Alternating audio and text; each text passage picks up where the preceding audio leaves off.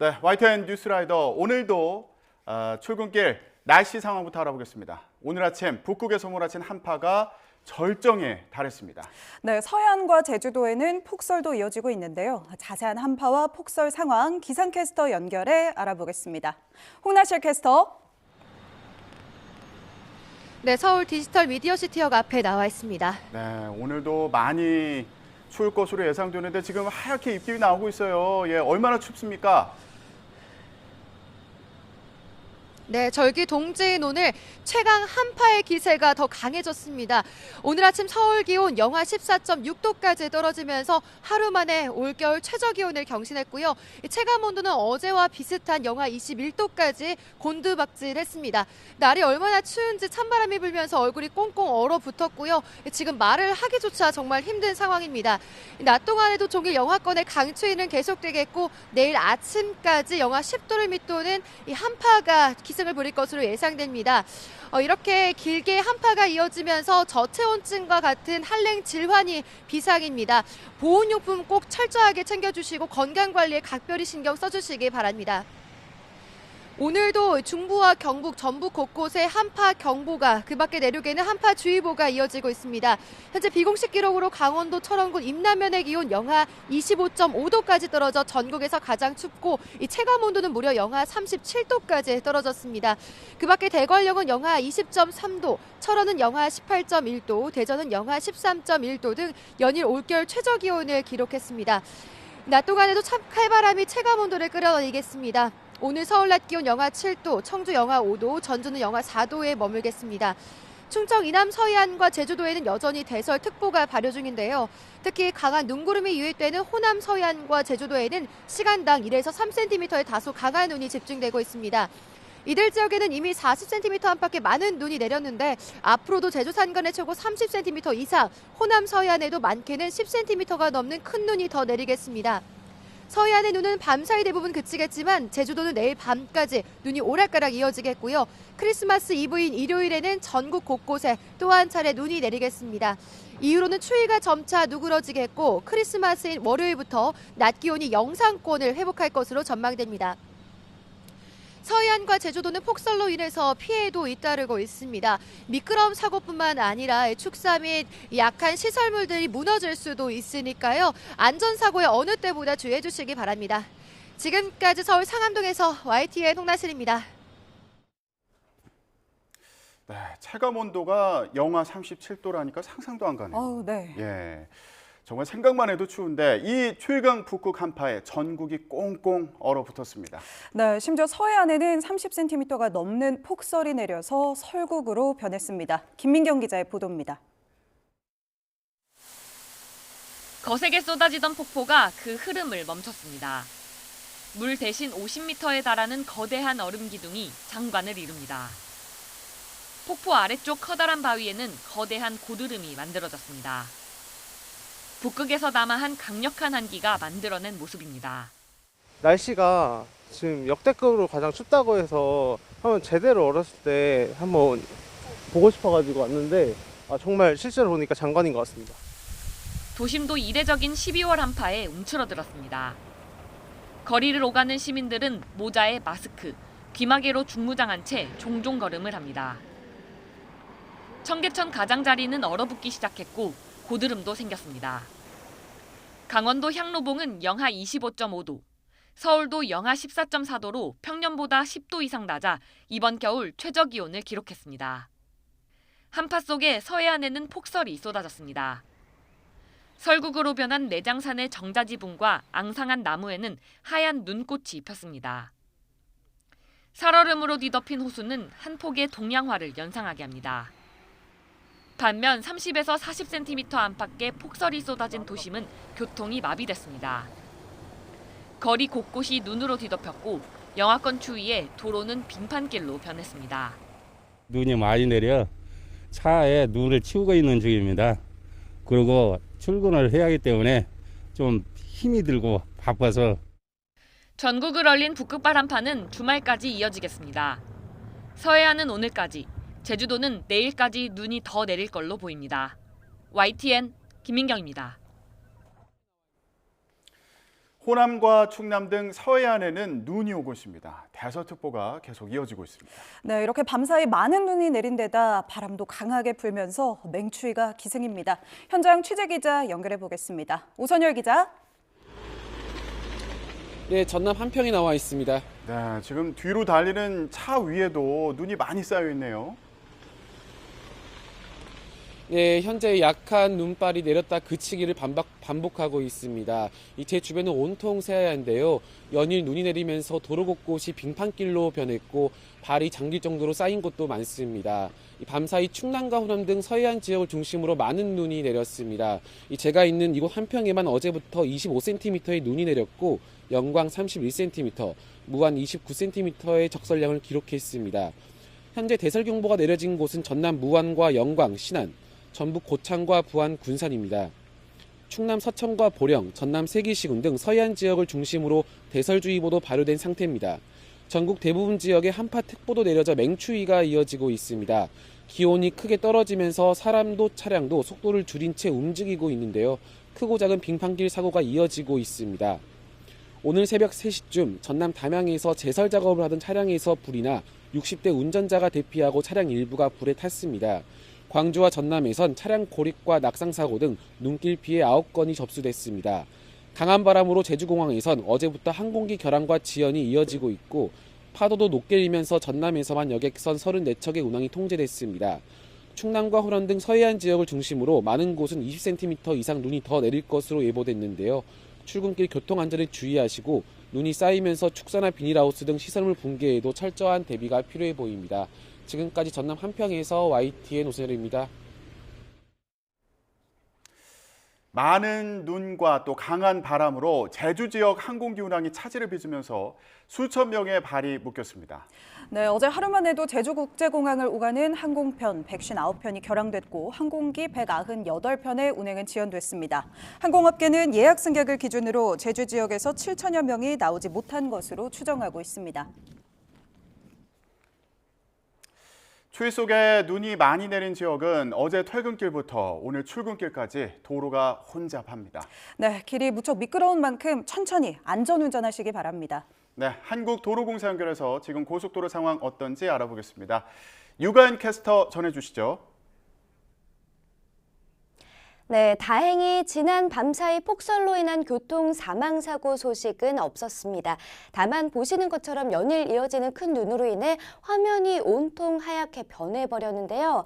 제설 작업에 힘쓰고 있지만 여전히 눈발이 날리는 곳이 많습니다.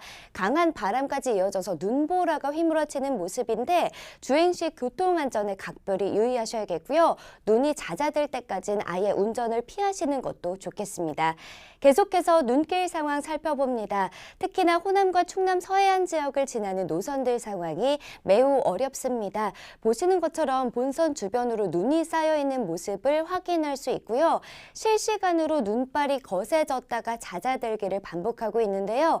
내리는 눈의 양과 무관하게 눈길에서는 미끄럼 사고에 대비해 최대 50%까지 감속해 주셔야겠습니다.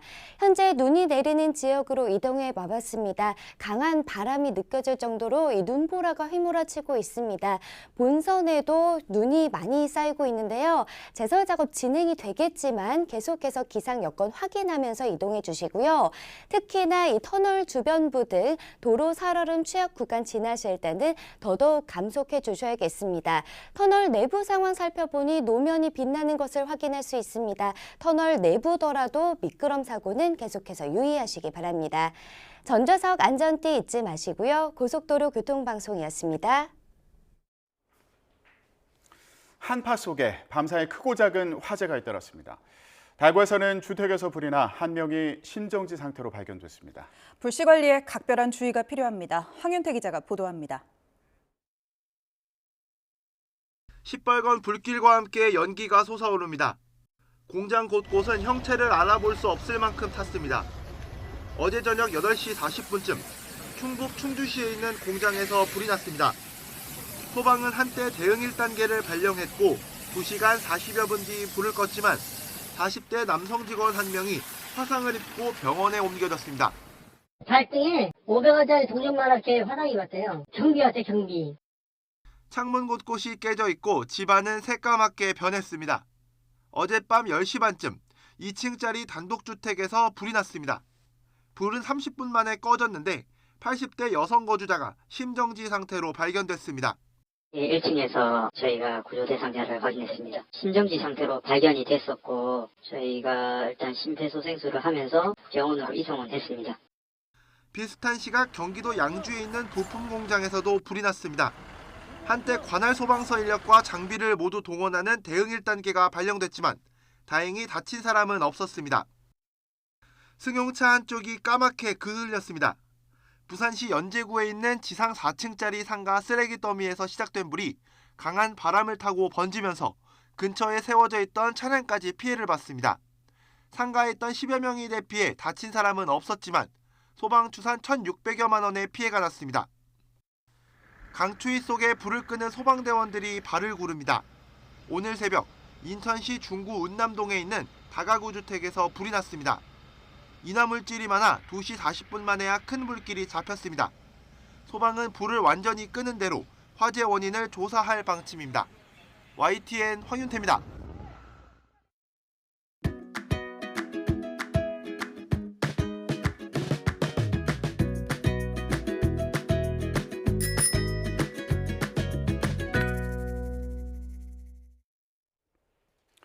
한동훈 전 법무부 장관이 국민의힘의 구원 투수로 나섰습니다.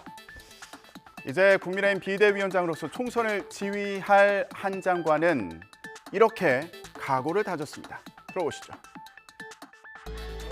수락하게 된 이유 어떤 부분이 있을까요? 비상한 현실 앞에서 잘할 수 있겠지라는 막연한 자신감보다 동료 시민과 나라를 위해서 잘해야만 되겠다는 책임감을 더 크게 느낍니다. 9회 말 투아웃에 투스트라이크이면 원하는 공 들어오지 않아도 스트라이크인지 볼인지 애매해도 후회 없이 휘둘러야 한다고 생각합니다. 그렇다면 위기의 여당을 이끌 한 전 장관 앞에 놓인 과제는 뭐가 있을까요? 가장 큰 관심은 대통령실과의 수직적인 관계를 개선할 수 있느냐는 겁니다. 민주당은 벌써부터 한 전 장관을 향해서 윤석열 대통령 아바타라고 공세를 펴는데요. 한 전 장관은 누구에게도 복종한 적이 없다며 맞서왔죠. 오히려 한 전 장관이 윤 대통령 최측근인 만큼 직언하는 데 주저하지 않을 거라는 기대도 있습니다. 국민께서는 국민의힘의 대통령과의 수직 관계를 청산하라고 명령하시는데 도리어 윤석열 아바타를 데려다 직할 통치를 받겠다니 기가 막힙니다. 저는 지금까지 공직생활하면서 공공선을 추구한다는 한 가지 기준을 생각하면서 살아왔고요. 그 과정에서 누구를 맹종한 적 없고 앞으로도 그럴 겁니다. 오히려 한동훈 장관과 신뢰관계가 있기 때문에 소통의 질이 훨씬 좋아질 것으로 기대하고 또 진솔한 소통이 이루어질 것으로 기대합니다. 네, 두 번째 과제, 바로 여당 내 분열을 막고 힘을 모아야 한다는 요구입니다. 신당 창당을 추진하고 있는 이준석 전 대표와 만날지도 관심인데요. 두 사람은 아직은 거리를 두는 것으로 보입니다. 그래서 총선에서 이기기 위해서 최대한 우리 편을 많이 늘려야 되고 끌어안아야 된다는 것이고 그런 목적을 위해서라면은 이준석 전 대표나 유승민 전 의원도 만나야 되고 함께 선대위를 구성하는데 한 장관이 좀 역할을 해줬으면 좋겠어요. 한동훈 장관은 만납니까? 만날 수 있지만 만나도 할 말이 별로 없다라는 생각이 들고요. 왜냐하면 한 장관이 만약 온다 하더라도 당을 파악하는 데 시간이 걸릴 것이고 그런 어떤 피상적인 대화로는 지금의 문제가 아무것도 풀리지 않을 것이기 때문에 저는 뭐 만남을 회피할 생각은 없지만 기대가 없습니다. 앞으로 이준석 전 대표 같이 탈당이나 신당 창당하신 분을 예고하신 분들이 있는데 이분들과도 만나실 의향이 있으신데요? 저는 당을 가리지 않고 다양한 생각을 가진 많은 분들을 만나야 한다고 생각합니다. 그렇지만 특정한 사람에 대해서 따로 생각해 본 적은 없습니다. 그런데 이렇게 당에서 포용의 정치를 보여달라는 요구가 나오는 건 청년과 중도층의 마음을 잡기 위한 것이기도 합니다. 당에서는 기대감을 나타냈습니다. 한동훈 장관은 차기 정치 지도자 여론조사에서 당내 1위를 고수하고 있으며 젊은 세대와 중도층으로부터 많은 기대를 받고 있습니다. 한동훈 장관이 비대위원장을 맡게 된다면 가장 젊고 참신한 비대위원장으로 국민의힘과 대한민국 정치를 바꾸어 갈 것이 분명합니다. 공천 작업을 잘 마무리하는 것도 중요한데요. 당에서는 한 전 장관이야말로 과감하게 개혁 공천을 실행할 적임자라는 평가가 나옵니다. 반면 용핵관, 검핵관 공천을 예상하는 시각도 있습니다. 정치권에 빚진 게 없다는 점입니다. 네. 한동훈 장관이 전당대회를 하거나 네. 당내 경선을 거치거나 하면서 빚진 국회의원들이 없어요. 그렇기 때문에 과감하게 개혁할 수 있고 혁신할 수 있는 적임자이지 않을까. 아는 동생 한동훈은 당을 장악해서 공천 학살하려고 하는 거예요. 윤핵관 시대에서 검핵관으로 가는 거죠. 야당과의 관계를 어떻게 만드느냐도 과제입니다. 그동안 한 전 장관은 이재명 민주당 대표와 마치 검사와 피의자 같은 모습을 보여왔는데요. 하지만 이젠 국정 파트너로 대해야 한다는 거죠. 지난 9월 단식을 하던 이재명 대표가 병원에 실려간 날 검찰이 구속영장을 청구한 것과 관련한 당시 한 전 장관의 발언을 들어보시죠. 수사받던 피의자가 단식해서 자해한다고 해서 사법 시스템이 정지되는 선례가 만들어지면 안 된다고 생각합니다. 그러면 앞으로 잡범들도 다 이렇게 하지 않겠습니까?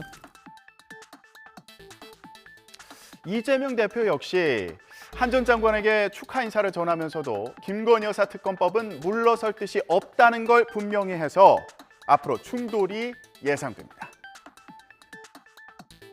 한동훈 장관 비대위원장직 수락했는데 혹시 어떻게 보십니까? 네. 비대위원장으로 취임하시는 거 축하드립니다. 그리고 집권 여당의 책임자로서의 주어진 책임을 또 임무를 잘 수행해 주시기를 기대합니다. 김건희 특검법을 조건부로 총선 이후에 수사할 경우 총선 후에 할 생각이었으면 총선 한참 전에 했었으면 되지 않나요? 결국은 시간을 때우고 지금 현재 위기 상황을 모면하기 위한 꼼수라는 생각이 듭니다. 한 전 장관은 오는 26일 전국위원회 의결을 거쳐서 비대위원장으로 공식 취임하게 되는데요. 자신이 말한 대로 국민의 상식과 국민의 생각이라는 나침반을 갖고 앞에 놓인 과제들을 풀어갈지 주목됩니다. 지금까지 전국 브리핑이었습니다.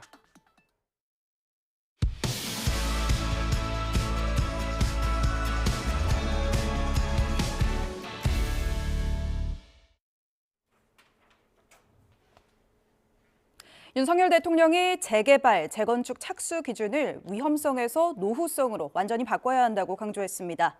방치된 서울의 노후주택을 빠르게 정비해야 한다는 건데 관련 절차를 원점에서 재검토하겠다고 밝혔습니다. 조은지 기자입니다.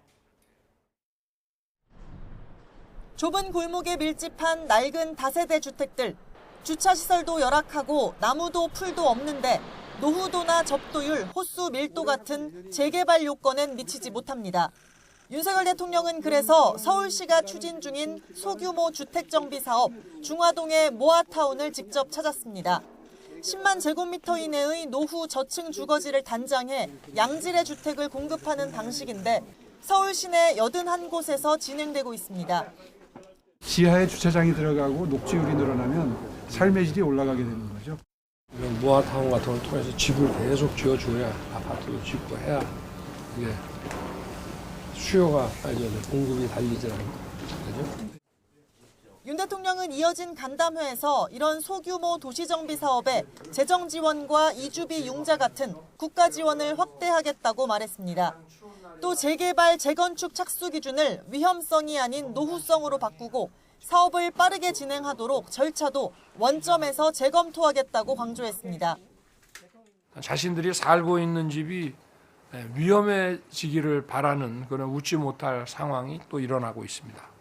앞으로는 재개발, 재건축의 착수 기준을 노후성으로 완전히 바꿔야 될 것 같습니다. 윤 대통령은 또 과거 불합리하고 과도한 규제 때문에 국민이 고통을 겪었다며 우리 정부는 정치와 이념이 아닌 경제 원리에 맞도록 부동산 시장 정상화를 위해 노력해왔다고 언급했습니다. 올겨울 최강 한파가 닥친 날 윤 대통령은 혼자 사는 어르신을 찾아 난방과 수도관 등 주거 환경을 둘러봤습니다. 꼼꼼하게 좀 챙겨보겠습니다. 네. 건강하십시오. 윤 대통령은 정부는 주민이 원하는 걸 가로막는 조직이 아니라 쉽게 할 수 있게끔 도와주는 곳이라고 강조했습니다. 재건축 관련 규제 완화, 즉 데모 뽑기에 시동을 건 것으로 풀이됩니다.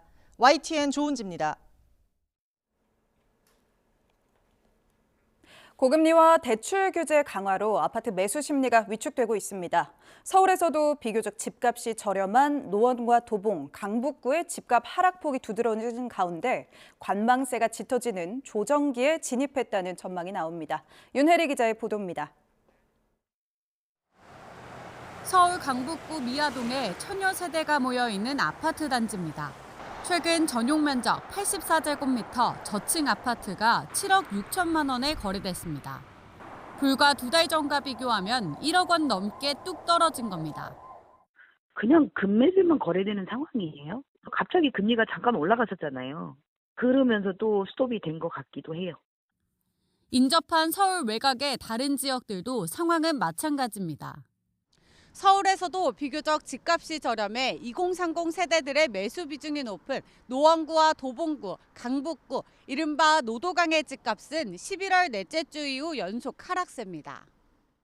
지난 9월 9억 원 이하 집을 살 때 적용되는 특례 보금자리론, 일반형 대출이 중단된 이후 직격탄을 맞은 겁니다. 올 들어 집값 반등세를 주도했던 2030 세대의 매수 심리가 갑자기 위축되다 보니까 중저가 밀집적 아파트값 하락세가 좀 더 두드러지게 나타나고 있는 것으로 분석이 됩니다. 올해 서서히 회복되던 부동산 시장은 다시 침체기에 빠졌습니다. 고금리 장기화로 매수세가 위축되면서 전국 아파트 가격은 4주 연속 하락했습니다. 서울 아파트값도 이번 달 초 하락 전환한 이후 낙폭을 키우는 추세입니다. 서울 아파트 실거래가 지수 역시 지난 10월 올해 처음으로 하락 전환했습니다. 전문가들은 고금리와 대출 규제 강화로 부동산 시장이 지난해에 이어 2차 조정기에 진입한 것으로 보인다며 당분간 하향 안정세를 보일 것으로 전망했습니다. 다만 내년부터 수도권을 중심으로 공급 물량이 줄고 신생아 특례 대출이 시행되는 등 매수 수요가 다시 살아날 가능성도 있습니다. YTN 윤혜리입니다. 은행에 이어 제2금융권을 이용 중인 자영업자, 소상공인도 대출이자 중 일부를 환급받을 수 있게 됐습니다.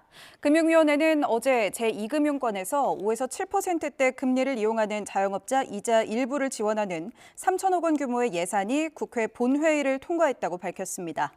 이에 따라 제2금융권과 중소벤처기업진흥공단, 신용정보원 등 유관기관은 내년 1월부터 필요한 전산 시스템 등을 구축한 후 사업을 시행할 계획입니다.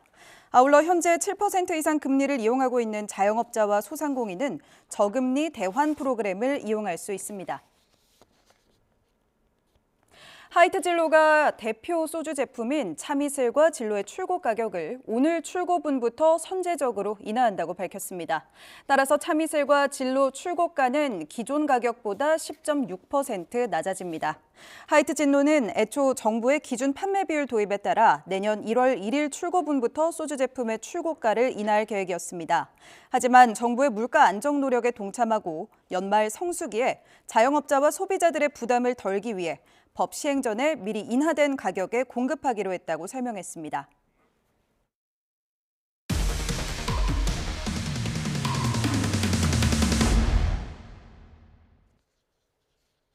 (17년) 전에 벌어진 성폭력 미제 사건의 범인이 최근 붙잡혔습니다. 범행 당시 현장에 남겨진 채모가 결정적인 단서가 됐습니다. 박정현 기자가 단독 보도합니다. 지난 2006년 6월 서울 신림동 다세대 주택에서 112 신고가 접수됐습니다. 현관문이 열린 틈을 타 여성 혼자 있는 집에 모르는 남성이 들어와 성폭행하고 달아났다는 내용이었습니다. 경찰은 즉각 수사에 착수했지만 주변을 비추는 CCTV가 없어 용의자를 특정하는 데 난항을 겪었습니다.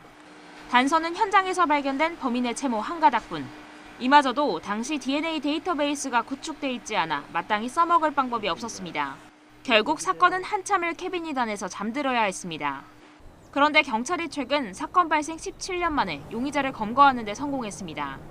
미제로 남은 성폭력 사건 속에 신원미상 DNA를 지난해 전수조사하면서 현장에 남은 채모 유전자와 일치하는 인물을 찾아낸 겁니다.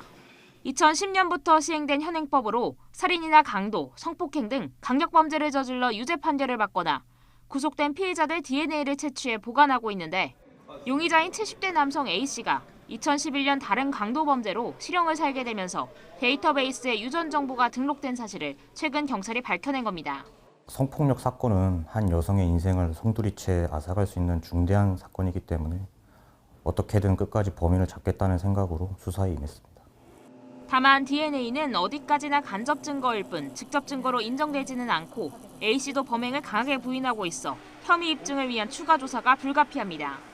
경찰은 당시 사건 기록을 재검토하고 추가 피해자가 있는지 등을 수사한 뒤 A씨를 검찰에 넘길 예정입니다.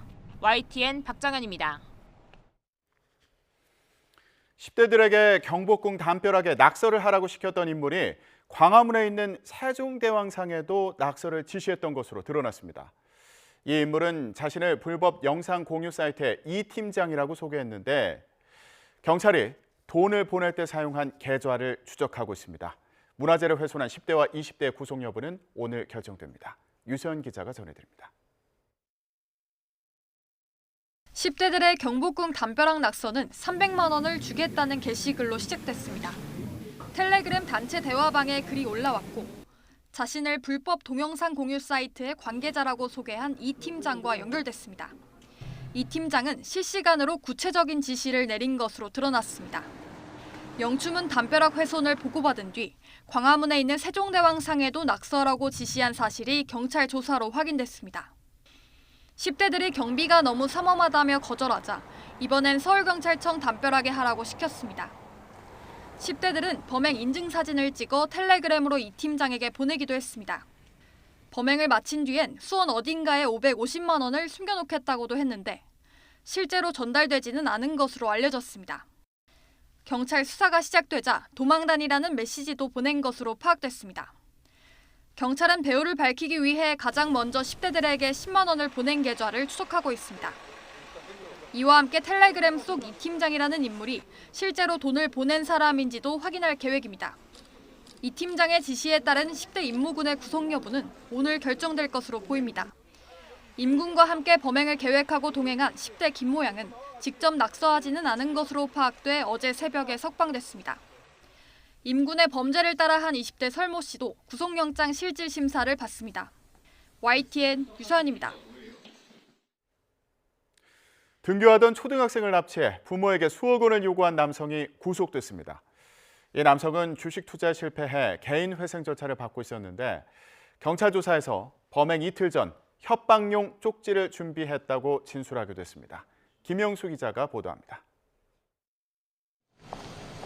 두툼한 패딩에 모자를 눌러쓴 남성이 구속영장 심사를 마친 뒤 법원을 빠져나옵니다. 초등학생을 납치한 40대 남성입니다. 아예 안 도망갔으면 어떻게 하려고 하셨어요? 죄송합니다 말고 할 말 없으세요? 아이한테 한마디만 하시죠. 법원은 미성년자 약취 유인 혐의를 받는 A씨의 구속영장을 발부했습니다. A씨는 지난 19일 아침 서울 도봉구의 아파트에서 초등학생을 납치한 혐의를 받고 있습니다. 등굣길 초등학생의 흉기를 들이대며 위협했고 옥상으로 끌고 가 테이프로 몸을 묶었습니다. 이후 부모에겐 현금 2억 원을 요구하는 협박 메시지를 보냈습니다. 같은 아파트에 사는 A씨는 CCTV 위치를 미리 파악해 우산으로 얼굴을 가렸고 옷도 갈아입었습니다. 협박용 쪽지는 범행 이틀 전에 준비했다고 경찰에 진술한 걸로 확인됐습니다. 경찰 조사 결과 A씨는 주식을 하다가 빚이 생겼고 지인과 사채에서 빌린 돈이 쌓인 걸로 파악됐습니다. 최근엔 개인 회생 절차를 밟고 있었던 걸로 드러났습니다. 경찰은 구체적인 범행 동기를 추가로 조사한 뒤 A씨를 검찰로 넘길 계획입니다. YTN 김영수입니다. 신도들을 성폭행에 복역하고 출소한 뒤에 다시 성범죄를 저지른 혐의로 기소된 기독교 복음선교회 JMS 정명석 총재에 대한 1심 선고가 오늘 오후 대전지방법원에서 열립니다. 앞서 검찰은 정 씨에게 징역 30년과 위치 추적 전자장치 부착 20년, 취업 제한 등을 명령해달라고 재판부에 요청했습니다. 검찰은 정 씨가 출소 직후부터 전혀 반성하지 않고 수십 차례 성범죄를 저질렀으며 피해자들이 극심한 고통을 호소해 강력한 처벌이 필요하다고 강조했습니다. 네, 국내외 경제 이슈를 알기 쉽게 쏙쏙 배워보는 시간 이어가겠습니다. 금요일의 남자 홍기빈 글로벌 정치경제연구소장 함께합니다. 소장님 어서 오세요. 네, 안녕하세요. 네, 반갑습니다. 네, 어제 기획재정부가 발표한 내용부터 바로 짚어보도록 하겠습니다. 이런 기사 제목이 바로 눈에 띄더라고요. 주식 큰손 양도세 확 줄어든다. 그러니까 이 주식 양도소득세가 부과되는 대주주의 기준이 현행 10억 원에서 이제 50억 원으로 크게 좀 완화가 됐습니다. 네, 무슨 뜻인지 먼저 쉽게 설명을 부탁드리겠습니다. 네, 알겠습니다. 그러니까는 주식을 이제 팔 적에 그러면 양도를 해서 소득이 나오잖아요. 그 소득이 세금을 물릴 거냐 말 거냐 하는 건데 이 개미 투자자들, 작은 그 투자자들한테 물리지 않았었어요. 그러면 그 기준선을 어디서 둘 것이냐라고 하는 건데요. 기존에는 두 가지 기준이 있었습니다. 그러니까 10억 원 이상의 그 주식을 가지고 있을 경우에는 물린다라고 하는 것이었어요. 세율은 20%에서 25% 사이인데, 그러니까 그 과세분이 3억 원이 안 될 경우에는 20%, 넘을 경우에는 25% 이렇게 물렸었습니다. 그리고 두 번째 기준은 뭐냐면은 10억 원하고 무관하게 지분이 어떤 해당 기업의 그 지분이 많을 경우인데, 이거는 코스피는 1%, 코스닥은 2% 이렇게 각각 달랐었어요. 근데 이번에 나온 조치는 10억 원 이상은 모두 세금을 내야 된다라고 얘기를 했었는데 이제는 그걸 50억으로 올렸으니까 10억 원에서 50억 사이에 있는 분들은 기존 기준대로 하면 세금을 내야 되는 분들이었는데 이제는 안 내도 되게 된 겁니다. 네, 이제 설명을 해주셔서 어떤 취지인지는 의미는 또 이해가 됐습니다. 그럼 이 개정안이 지금 나온 이유에 대해서도 저희가 좀 짚어봐야 할 텐데요.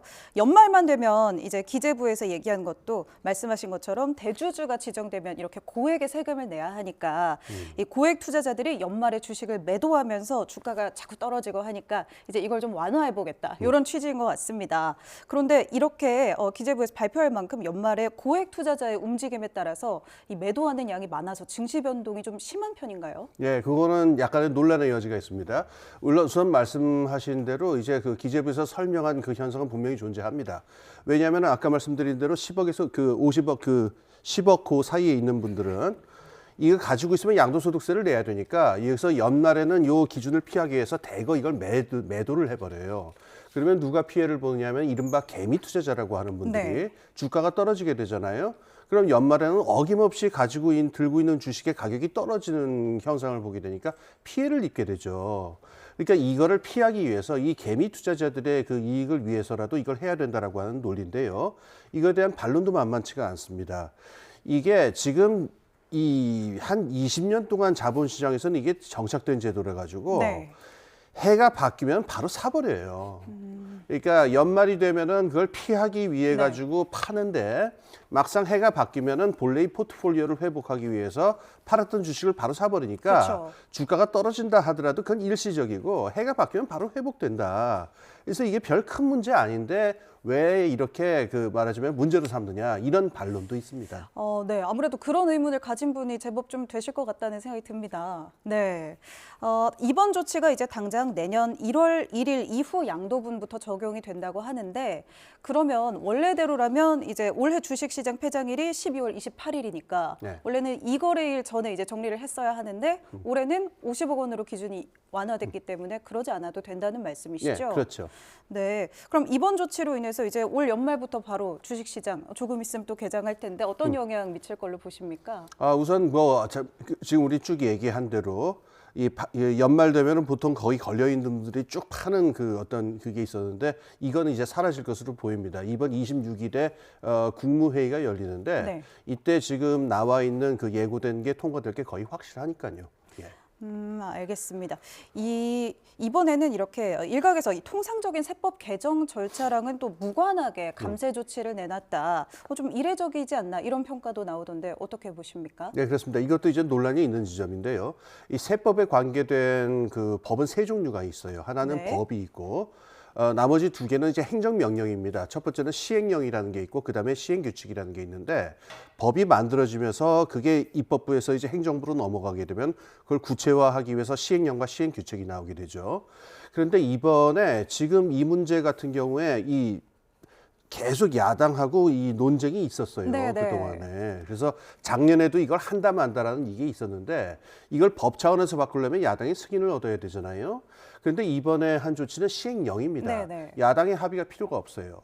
그래서 입법을 예고하고 국무회의만 통과하면 그냥 되게 돼 있는데 과연 이런 조치를 갖다가 그것도 야당하고 어떤 논점이 쟁점이 있는 부분인데 이거를 시행령으로 일방적으로 통과시키는 것이 옳으냐 이것에 대해서는 논란의 여지가 있겠습니다. 네, 안 그래도 이제 야당 입장에서는 부자 감세 아니냐 뭐 예. 이런 얘기들이 좀 있는 것 같습니다. 그렇습니다. 네, 궁금한 게 지난해 기준으로 이제 신고된 주식을 우리나라에서 하는 사람 인원이 뭐 1,400만 명 정도라고 하던데 예. 이 양도세에 해당되는 사람이 0.05%. 예. 사실 이렇게만 보면 그렇게 큰 수는 아닌 것 같다는 생각이 그렇습니다. 들거든요. 예. 네. 예, 이 부분이 그래서 이제 그 부자 감세다라고 하는 비판을 이제 받게 되는 부분인데요.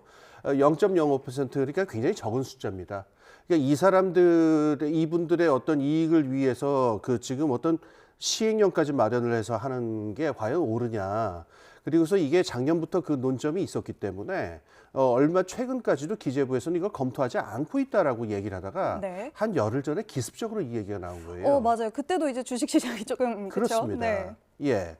그리고 지금 또 또 다른 때 얘기가 나오겠지만은 우리나라가 지금 그 재정 상태가 좋지 않죠. 네. 적자가 크고 지금 그 어떤 세수의 그 축소가 지금 큰 문제인데 여기서 과연 이런 조치가 필요한 거냐. 그래서 이제 부자 감세다라고 하는 비판이 나오고 있는 겁니다. 네, 맞습니다. 안 그래도 뭐 국가 재정 어렵다, 뭐 세수펑크 50조 원에 가깝다 이런 뉴스도 좀 전해드렸던 것 같은데 그래서 좀 의문을 품는 분들도 계신 것 같습니다. 예. 하지만 또 궁금한 게요, 이 대주주의 양도세 부과 기준 맨 처음에 시작된 게 지난 2000년에 종목당 100억 원인데 예. 이게 점차 낮아져서 2020년 이제 문재인 정부 들어와서 10억 원까지 낮아졌습니다. 그렇습니다. 사실 10억 원 하면 또 현재 우리나라의 경제 규모에 비하면 좀 박한 기준은 아닌가 이런 궁금증도 사실 들었거든요. 예, 뭐 그 기준도 있는데요. 그러니까 이게 또 하나의 지금 또 논란이 되는 지점인데요. 그동안에 지금 말씀하신 대로 2000년에 이게 시행이 돼가지고 지금까지 쭉 이렇게 네. 낮아졌거든요. 근데 낮아진 횟수를 보게 되면은 이게 이른바 뭐 진보 정권이다, 보수 정권이다, 이게 가리지 않습니다.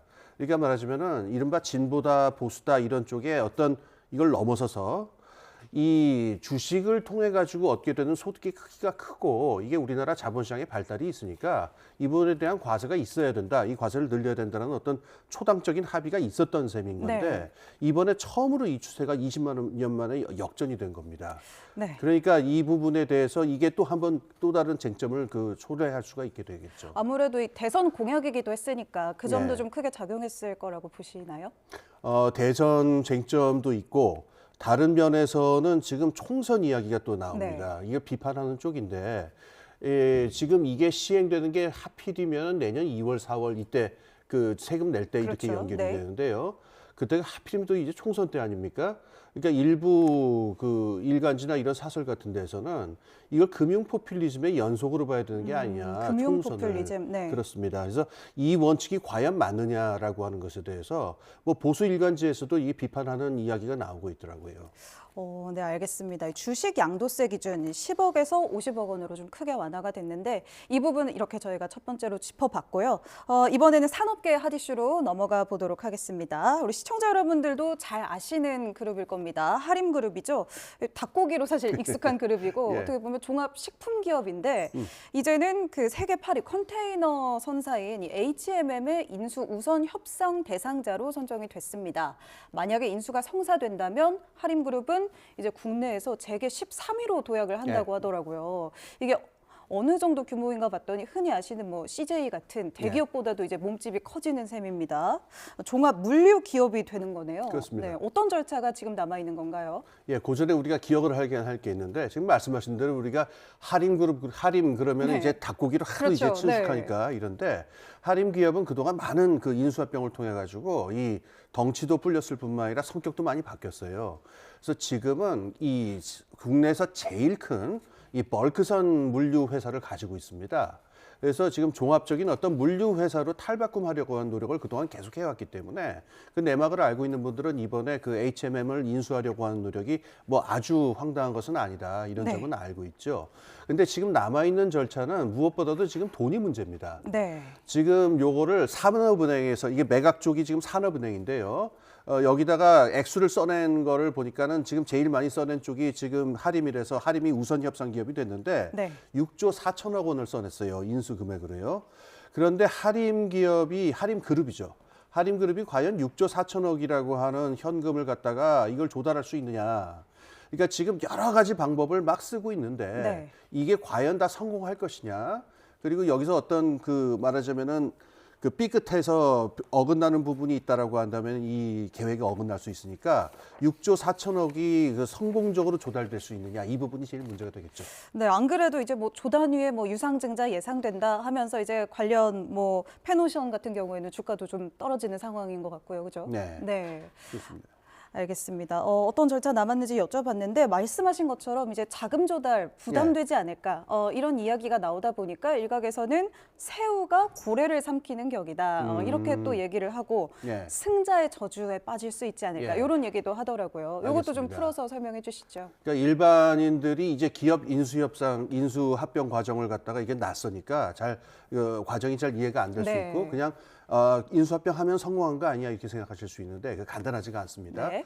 그러니까 일반인들이 제일 이해하기 쉽도록 설명하자면은 기업 인수합병 과정을 그 기업한 영끌이라고 생각하시면 돼요. 아, 기업한 영끌이다. 예, 예. 네. 그러니까 우리가 이제 이른바 영끌이라고 하는 게 집 같은 거 살 적에 있는 현금을 그렇죠. 있는 대로 다 네. 끌어모으잖아요. 있는 돈 없는 돈 다 그야말로 모으죠. 영혼까지 네. 끌어모은다고 그러는데 기업도 마찬가지입니다.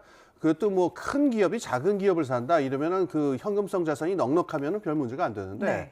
지금 이 경우에는 차이가 너무 커요. 6조 4천억 원이라고 하는 현금을 조달할 수 있는 그런 현금성 자산을 갖고 있지를 않습니다. 네. 그러니까 지금 어떻게 해야 되냐면은 요번에 그 하림 기업하고 그다음에 이 사모펀드가 들어와 가지고 여러 개의 금융 기업이 함께 지금 그 컨소시엄을 구성을 했는데 금융 쪽에서 한 3조 정도를 그 꿔준다라는 약속을 받았습니다. 네. 그러면은 하림 기업은 자체적으로 3조 4천억을 그 조성을 해야 되는데 네. 현금성 자산이 없어요.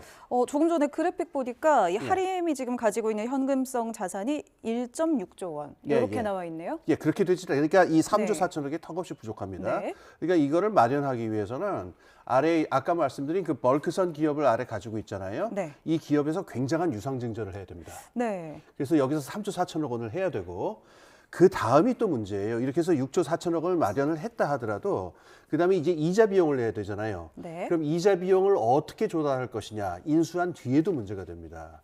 그러니까 여기서 그러면은 지금 HMM에 그 기업 유보금을 갖다 쓴다 이런 안도 있고 그다음에 산업은행에다가 이 영구채 전환을 갖다가 좀 늦춰달라 이런 부탁까지 하고 여러 가지 얘기들이 지금 오가고 있어요. 네. 그러니까 제가 아까 영끌이라고 말씀드렸는데 영끌에 실패할 경우에 굉장한 타격을 입지 않습니까? 네. 선례들이 있습니다. 이런 선례들이 좀 있죠. 뭐 예. 금호 아시아나 그룹 같은 경우도 그렇지 않습니까? 그렇습니다. 네. 금호아시아나 그룹에서 그러니까 대우건설이라든가 이런 쪽을 갖다가 마구 인수합병을 하려고 하다가 기업 전체가 해체 위기에 처하게 돼요. 또 이런 데가 또 있습니다. 여기만 있는 게 아니고. 네. 그러니까 이걸 이른바 승자의 저주라고 하는데 네. 요 영끌에 성공할 수 있을 것이냐 이게 간단한 문제는 아닐 거다라는 겁니다. 네, 그러니까 지금 얘기하신 이 영끌에 성공해야 승자의 저주에서 벗어날 텐데 그렇습니다. 이게 좀 우려되는 부분입니다. 인수한다고 이렇게 좋은 선례만 있는 게 아니고 또 사실 해운업이 코로나 때 엄청난 호황을 누렸다가 지금은 좀 힘든 상황이잖아요. 네. 네, 그렇기 때문에 이것도 좀 악재가 아닌가 부정적인 전망이 좀 나오고 있는 것 같습니다. 예, 그렇습니다. 지금 H&M에 보면은요, 이 우리나라 국내 1위고요. 이건 컨테이너 그 물류 그 회사입니다. 세계 8위예요. 그 수주 양으로 네. 봤을 적에. 그런데 최근에 그 당기 순이익이 거의 그 0으로 떨어졌어요. 그러니까 최근에 지금 수익의 흐름이 아주 안 좋기 때문에 인수합병을 한 뒤에 계속 수익의 흐름이 안 좋다라고 한다면은 아까 말씀드린 영끌 계획에 치명적인 네, 결과가 보신 것처럼 지금 전년 대비 97% 영업이익이 급감했습니다. 네, 거기다가 이 하림은 벌크선은 운영 경험이 있지만 컨테이너 선사의 운영 경험은 없지 않습니까? 네, 네. 그 없는데 양쪽을 이제 결합해서 이제 그 이른바 시너지라고 하는 것을 네. 내겠다라고 한 걸 하고 있었고요. H&M에서도 지금 벌크선 쪽으로 투자하겠다는 계획이 있었다라고 알려져 있어요. 네. 그런데 과연 이게 그 시너지가 날 것이냐 이거는 좀 여러 가지 의문이 있습니다. 시너지를 내겠다가 이제 하림그룹의 포부인데 예, 예. 이 부분 어떻게 풀어나가느냐가 아무래도 뭐 하림의 경영 능력이 시험대에 올랐다 이런 전망 나오는 이유겠네요. 그렇습니다. 알겠습니다. 국내 1위인 벌크선사 페노션 그리고 세계 8위 컨테이너 선사인 H&M 어쨌든 뭐 하림그룹이 바라는 대로 시너지 효과 낸다면 국가 경쟁력도 좀 높아질 것 같습니다. 그렇게 되기를 바라야 되겠죠. 그런데 이제 이것도 얘기가 좀 어긋나는데 벌크선하고 컨테이너선은 아주 쉽게 말하면은 간단하게 이런 차이가 있어요. 벌크선은 컨테이너선은 상자에 들어가 있고 네. 버스처럼 정해진 곳을 이동합니다. 네. 벌크선은 식량이라든가 석탄 같은 그 상자에 들어가지 않는 걸 가지고 택시처럼 그 새로운 행선지로 마구 이동을 하거든요. 그러니까 이게 합쳤을 적에 시너지가 날 수도 있는데 택시 회사하고 버스 회사를 합병했을 적에 과연 이게 시너지가 날 거냐 이건 이제 의문을 품는 사람들도 있어요. 그러니까 이건 어떻게 경영 전략을 짜고 어떻게 그 미래를 열어나가느냐 이거에 따라서 시너지 문제는 달라질 수 있겠죠. 그럼 앞으로 정말 조금 전에도 얘기한 것처럼 이 하림의 경영 능력 이게 좀 시험대에 오르겠네요. 그렇습니다. 네, 알겠습니다. 끝으로 하나지만 더 여쭤보겠습니다. 그렇다면 이 해운산업 우리나라 경제에는 또 어떤 영향이 있는지 또 개인적으로 이번 인수 어떤 영향 끼칠 거라고 보십니까? 예, 그 차제에 그 우리의 그 이 물류 역량을 좀 돌아볼 때가 된 것 같은데요. 네, 물류 역량이요. 그렇습니다. 우리나라가 이제 수출 수입으로 이제 먹고 사는 나라가 수출로 먹고 사는 나라가 되는데 그 동안에 그 이 물류에 관계된 인프라 투자 같은 것들이 좀 많이 뒤처진 면이 있어요. 근데 이번에 우리나라 기업이 이렇게 해서 컨테이너랑 벌크선이랑 만약에 다 같이 한 기업이 통합이 되게 된다면은 기업하고 국가하고 좀 더 협력을 해가지고 차제에 좀 더 그 뒤로 밀려져 있었던 인프라에 대한 투자 같은 것 해가지고 우리나라가 물류 선진국으로 좀 도약하는 기회가 됐으면 좋겠습니다. 네, 해운업 반등도 좀 기다려 봐야겠네요, 이 분위기를. 네, 잘 알겠습니다. 지금까지 홍기빈 글로벌 정치경제연구소장 함께했습니다. 소장님 고맙습니다. 네, 감사합니다.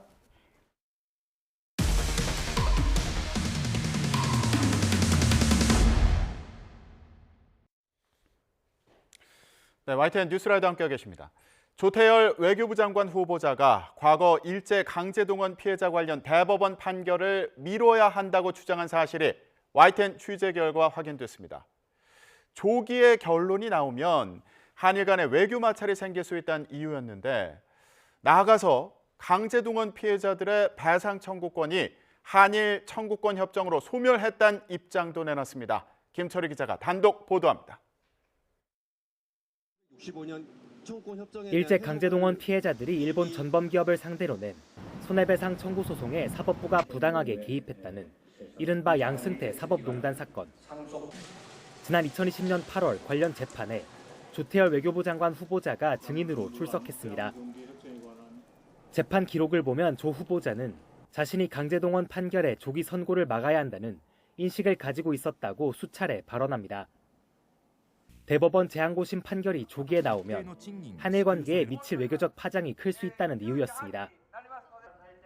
실제 법정에 제출된 조 후보자 자필 메모에는 대법원 최종 판결 확정 시점을 최대한 연기하도록 노력해야 한다거나 대법관의 문제점을 간접적으로 전달해야 한다는 등의 내용이 적혔는데 이런 문제의식을 세미나를 통해 전문가들과 공유하고 공감대를 이뤘다고 법정에서 증언했습니다.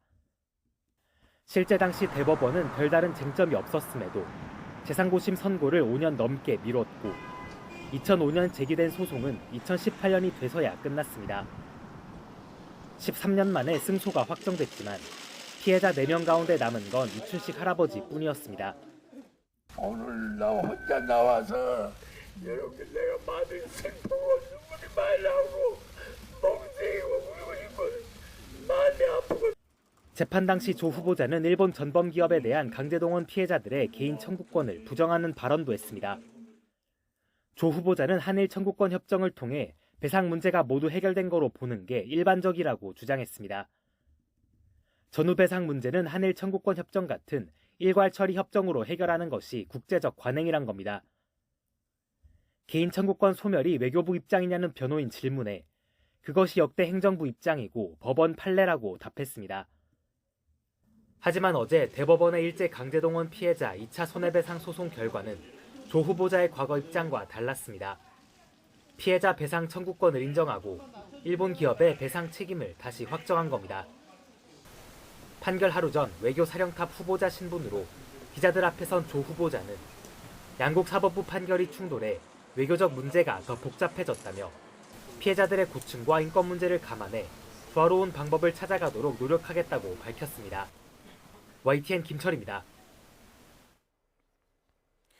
바이든 미국 대통령과 시진핑 중국 국가주석이 정상회담을 한 지 한 달 만에 두 나라 군 당국 사이의 소통 채널이 복원됐습니다. 내년에 미중 관계가 더 격동의 시기를 맞을 수 있는 만큼 적어도 군 당국 사이의 오판은 막아야 한다는 공감대를 이루기 위해서입니다.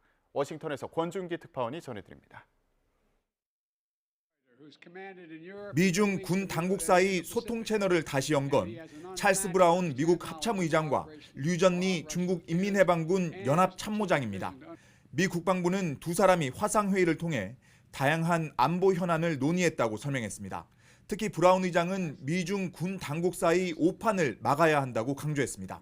During the teleconference, General Brown discussed the importance of working together to responsibly manage competition, avoid miscalculations, and maintain an open and direct line of communication. 미국은 국방회담과 안보협의체 등을 열어 접촉면을 늘려나가자는 제안도 전달했습니다. 미군 인도태평양 사령부와 중국 인민해방군 동부와 남부정부 사령부 사이 군 통신선 개설의 중요성도 재확인했습니다. We think it's very important to keep the lines of communication open, so that's something that we'll continue to actively do. 미중 군 당국 사이 소통 채널은 지난해 8월 낸시 펠로시 당시 하원의장의 타이완 방문으로 끊어진 뒤 1년 4개월 만에 복원된 겁니다. 두 정상이 샌프란시스코에서 만나 군 통신선을 다시 살리기로 합의한 지 한 달 만입니다.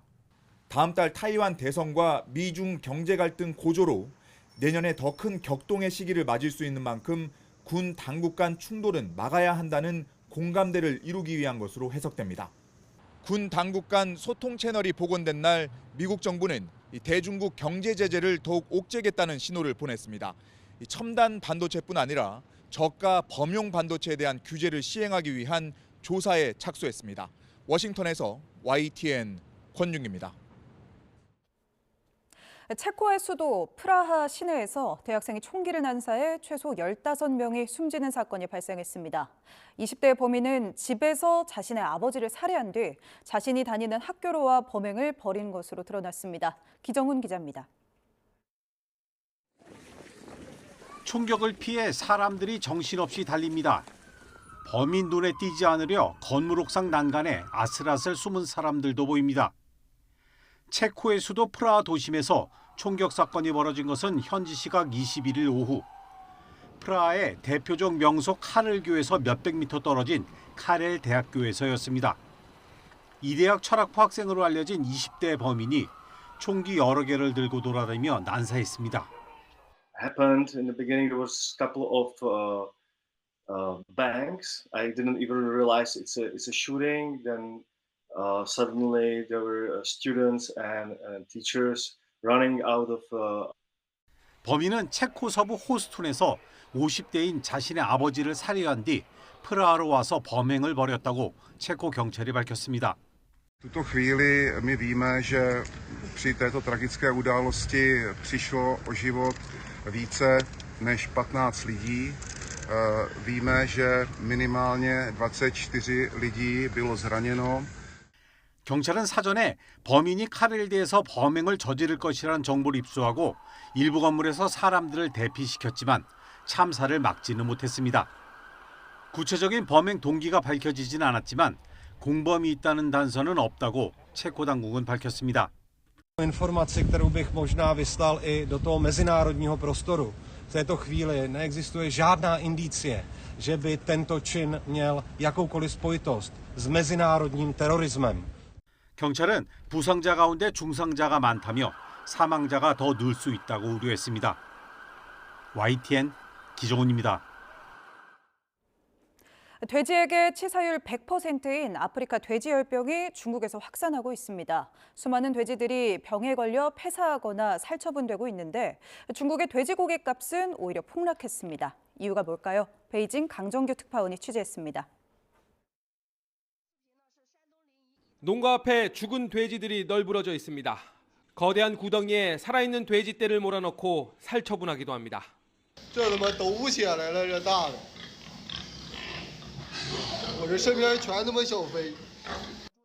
타이완 중앙통신은 지난 4월부터 중국 북부에서 아프리카 돼지열병 ASF가 퍼졌다고 전했습니다.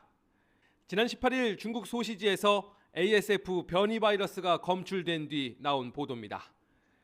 ASF는 허베이성과 허난성, 산둥성 등지에서 발병해 점차 중부와 남부 지방으로 번져나가고 있습니다. 중국 최대 양돈 지역인 스촨성은 최근 30kg 넘는 외지 돼지의 반입을 금지하고 나섰습니다. ASF는 일종 가축 전염병으로 치사율 100%에 달하지만 아직 백신이나 치료제는 없습니다. 중국 당국은 일반 돼지열병 사례만 종종 소개할 뿐 ASF 유행에 대해선 쉬쉬하고 있습니다. 中国爆发非洲猪瘟，但打从疫情爆发以来都没有通报世界动物卫生组织，导致疫情状况不透明。 ASF 확산에 따라 폐사율은 높아지는데 돼지고기 값은 되려 40% 가까이 떨어졌습니다. 현지 매체들은 전염병 확산에 놀란 농가들이 도축을 서두르면서 일시적 공급 초과 현상이 나타났다고 설명했습니다. 产的比吃的多，市场消化不了，所以导致价格下降。 중국 식탁에 빠짐없이 오르는 돼지고기, 최근 소비자 물가를 끌어내리는 원인이 됐습니다. 당국의 침묵 속에 퍼지는 아프리카 돼지열병이 디플레이션 압력을 높이고 있다는 뜻이기도 합니다. 베이징에서 YTN 강정규입니다.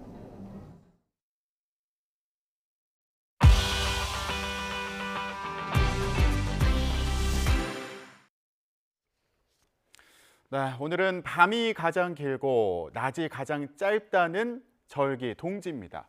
북극 한파가 절정에 달한 상황인데요.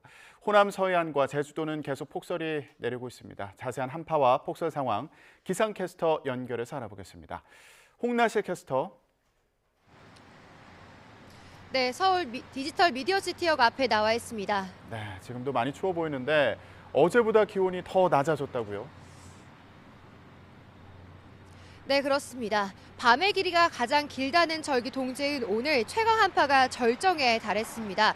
오늘 서울 아침 기온 영하 14.7도까지 떨어지면서 하루 만에 올겨울 들어 최저 기온을 경신했는데요. 제가 연일 이 자리에서 날씨를 전해드리고 있는데 어제보다 바람이 강해서 그런지 몸이 오들오들 떨리고 손과 발은 이미 얼어붙었습니다. 오늘 낮 동안에도 영하권의 강추위는 계속되겠고요. 내일 아침까지는 영하 10도를 밑도는 한파가 기승을 부릴 것으로 예상됩니다. 저체온증과 동상과 같은 한랭 질환자도 급증하고 있습니다. 보온용품 꼭 챙기셔서 체온 조절에 각별히 신경 써주시기 바랍니다. 네, 오늘도 중부와 경북, 전북 곳곳에 한파 경보가, 그 밖에 내륙에는 한파주의보가 발효 중인 가운데 올겨울 최저 기온을 기록한 곳이 많습니다. 비공식 기록으로 강원도 철원군 임남면의 기온이 영하 25.5도까지 떨어졌고요. 대관령은 영하 20.4 영하 18.3도, 대전은 영하 13.7도 등 영하 15도 안팎의 강추위가 맹위를 떨쳤습니다. 낮 동안에도 칼바람이 체감 온도를 끌어내리겠고요. 오늘 서울 낮 기온 영하 7도, 대전과 전주, 안동은 영하 4도로 종일 공기가 차갑겠습니다. 충남 서해안과 호남 서해안, 제주도에는 여전히 대설특보가 발효 중입니다. 특히 호남 서해안과 제주도에는 시간당 1에서 3cm의 다소 강한 눈이 내리고 있는데요. 이미 이들 지역 많은 곳에는 40cm 안팎의 큰 눈이 내렸는데 앞으로도 제주 산간에 최고 30cm 이상, 호남 서해안에도 많게는 10cm가 넘는 많은 눈이 더 내리겠습니다. 서해안의 눈은 밤사이 대부분 그치겠지만 제주도는 내일 밤까지 눈이 오락가락 이어지겠고요. 크리스마스 이브인 일요일에는 전국 곳곳에 또 한 차례 눈이 내리겠습니다. 이후로는 추위가 점차 누그러지겠고 크리스마스인 월요일부터 낮 기온이 영상권을 회복할 것으로 전망됩니다. 서해안과 제주도는 폭설로 인한 피해도 잇따르고 있습니다. 빙판길 미끄럼 사고뿐만 아니라 무거운 눈으로 인해서 축사나 비닐하우스 등 약한 시설물이 무너질 수도 있습니다. 안전사고에 각별히 주의해 주셔야겠습니다. 지금까지 서울 상암동에서 YTN 홍나슬입니다. 네, 이런 강추위로 전국에서 피해가 잇따랐습니다. 비닐하우스에 사는 주민들은 살을 내는 찬바람이 들어와서 혹독한 하루를 보내야 했고요. 곳곳에서 수도 계량기 동파 신고도 잇따랐습니다. 임혜진 기자가 전해드립니다. 까만 가림막을 두른 비닐하우스 단지에 하얀 눈이 켜켜이 쌓였습니다. 맹렬한 추위에 수도관이 터지면서 나온 물이 그대로 얼어 곳곳이 미끄러운 빙판길입니다. 400여 세대 주민 700명이 모여 사는 수도권 비닐하우스 마을이 꽁꽁 얼어붙었습니다. 어디도 못 가면 지난주에 교회도 못 가서. 교회도 못 갔어. 또 축을 못 가지. 비용을 못 가고 운동을 못 가고. 여기가 길이 안 좋아. 빗방길이라. 도시가스와 상하수도가 없다 보니 연탄을 수시로 갈아줘도 방을 데우기엔 역부족입니다. 그럼 밤에도 나와서 가세요? 네, 새벽에도 가고. 오늘서 새벽 좀 늦어가지고 꺼져서 해관에서 가서. 방 안에서도 외투를 겹겹이 입고 있지만 사르르는 바람을 피할 순 없습니다. 비닐하우스 집안에 들어와 봤는데요. 난로가 있어도 공기가 서늘하고 바닥은 얼음장처럼 차갑습니다. 지하차도 천장 기둥 사이로 고드름이 주렁주렁 매달렸습니다. 얼음줄기가 찌를 듯이 날카롭습니다. 인천에선 고드름이 떨어질 것 같아 위험해 보인다는 신고가 여러 접수돼 소방당국이 안전조치를 했습니다. YTN 임혜진입니다. 네, 이렇게 대설과 한파로 수도권과 강원, 전북 등 전국 곳곳에서 시설 피해가 속출했는데요. 중앙재난안전대책본부는 오늘 새벽 6시 기준 수도 계량기와 수도관 동파, 시설물 붕괴 등 전국에서 한파로 인한 시설 피해가 모두 182건 접수됐다고 밝혔습니다. 항공기는 모두 159편이 통제됐고요. 지방도로 13곳도 진입이 제한됐습니다. 중대본은 그제 저녁 8시부터 비상 2단계를 발령했습니다. 네, 국민의힘이 한동훈 전 법무부 장관을 비상대책위원장으로 지명한 뒤 처음으로 지도부 회의를 열고 있습니다. 현장 연결해서 무슨 내용이 나오는지 들어보겠습니다. 정치 자체의 변화를 열망하고 있습니다. 우리 정치는 지금 86 운동권 출신이 주도하고 있는 진영 정치와 팬덤 정치, 그로 인한 극한 정쟁으로 질식 상태에 빠져 있습니다. 나라는 글로벌 중추국가로 나아가고 있는데 정치는 아직도 1980년대에서 빠져나오지 못하고 있습니다. 한동훈 후보는 젊음과 새로움으로 우리 정치에서 수십 년 군림해온 운동권 정치를 물리치고 탈진영 정치, 탈팬덤 정치 시대를 열 잠재력을 가지고 있는 분입니다. 어제와 전혀 다른 정치를 기대할 수 있습니다. 둘째, 한동훈 후보는 당정 관계에서 그 어느 때보다 활발한 소통을 가져올 것이며 이를 통해 민의와 국정의 밀접한 연계를 가능하게 할 것입니다. 그동안 당정 관계에 대한 지적이 많았습니다. 이 표현이 옳은 것이라고 생각하지 않지만 이런 인식이 있다는 것 자체에 우리는 반성해야 합니다. 이와 관련해 한동훈 후보가 윤석열 대통령과 인연이 단점으로 지적되고 있지만 동시에 장점이 될 수도 있다고 생각합니다. 두 분 사이에는 기본적인 신뢰관계가 형성되어 있기 때문에 오히려 허물없고 진솔한 대화가 가능할 것입니다. 한동훈 후보는 소신이 뚜렷한 성격을 가지고 있다는 점 또한 향후 당정 관계를 활발한 시너지를 만드는 데 도움이 되리라고 생각합니다. 셋째, 한동훈 후보는 기존의 우리 당원과 보수층을 재결집시킬 수 있을 뿐만 아니라 청년층 및 중도층과도 공감대를 이룰 수 있는 분입니다. 한동훈 후보는 현재 차기 지도자 여론조사에서 여권 인사 중 1위로 나오고 있으며 기성 정치인과 전혀 다른 참신한 은행으로 청년층과 중도층으로부터도 많은 지지를 받고 있습니다. 지난 대선 때 윤석열 후보가 승리할 수 있었던 것은 기존의 지지층 외에 청년층과 중도층의 지지가 있었기 때문입니다. 우리가 한동훈 후보를 비대위원장으로 추대하는 것은 대선 때의 초심을 회복하고 보다 젊은 정당, 보다 포용적인 정당으로 거듭나겠다는 다짐의 표명이며 한동훈 후보 또한 누구보다 앞장서 이러한 다짐을 실천할 것입니다. 국민 여러분, 우리 국민의힘은 강서구청장 선거 패배 이래 계속 혁신의 발걸음을 재촉해 왔습니다만 이 과정에서 다소의 혼선도 있었습니다.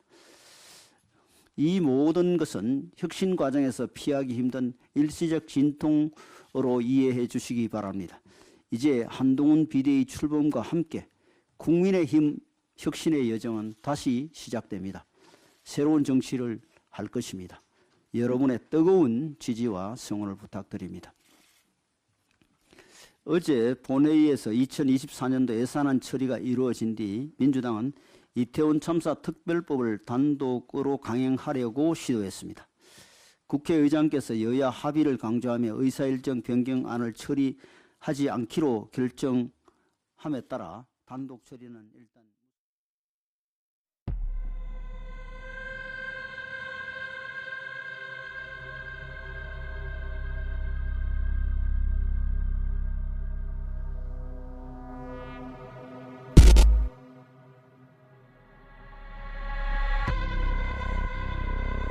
젊은 사람들이 나한테 대해서는 아직 감정이 안 좋은 거야.